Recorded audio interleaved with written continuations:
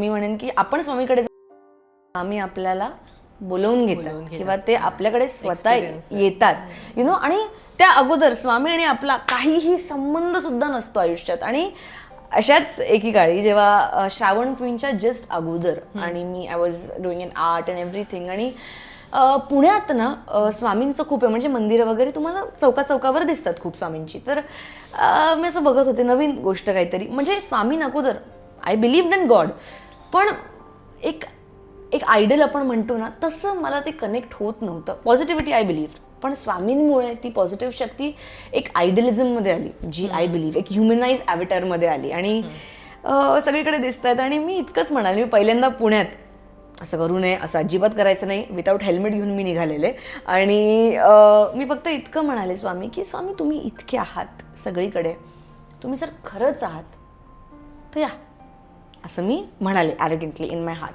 And I just wanted to see की will this divine power will really come to me. हे खरंच आहेत का इज इट रिअली.